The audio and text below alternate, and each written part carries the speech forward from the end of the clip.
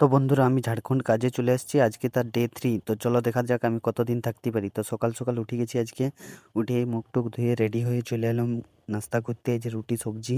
তারপরে বেরিয়ে গেলাম সার্ভিস ভ্যানে সোজা সাইডের উদ্দেশ্যে। তো চলে এলাম বোর এরিয়া। কোম্পানি যে রাস্তাটা বানাচ্ছে, তো এইখান থেকে মাটি নিয়ে যাচ্ছে। ওই যে দেখতে পাচ্ছ মাটি লোডিং হচ্ছিল ওইখানে।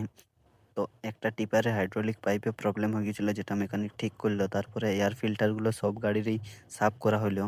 তো তারপরে তো একটা গাড়িতে ইউরিয়া ঢালা হচ্ছে। তো এই ইউরিয়াটা ঢালা হয় পলিউশনটা কম করার জন্য। এটার কাজ হচ্ছে পলিউশন কম করে দেওয়া।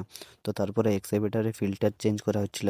তো আমি সহদেবকে বললাম, ছাড়ো আজকে আমি করে দিচ্ছি। তো আজকে আমি শিখে গেলাম কিভাবে ফিল্টার চেঞ্জ করতে হয়, যদিও বিশাল কিছু ব্যাপার না, তবু আগে তো জানতাম না, তাই আমার কিনে বিশালই। তারপরে এক্সকাভেটর তো চালু হয়ে গেল, আর আমরা চললাম এখন ক্যাম্পের দিকে। ক্যাম্পে এসে খাওয়া দাওয়াটা করে নিলাম ফট করে।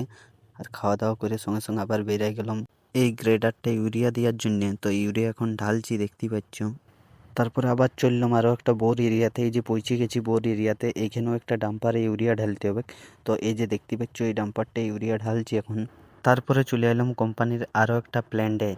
তো এই যে এই প্ল্যান্টটাই ব্রিক্স তৈরি হয়। তো এই যে দেখতে পাচ্ছ ব্রিক্সগুলো পড়ে আছে, এইগুলোই এই প্ল্যান্টে তৈরি হয়। তো এই যে এই মেশিনটায় বেয়ারিংয়ের কিছু প্রবলেম হয়ে গেছে, যেটা আমাদের সহদেব ওস্তাদ দেখছে, ও ঠিক করবে। তারপরে 1-1.5 ঘন্টা গাধার খাটার পর কোনো মতে ঠিক হইলো।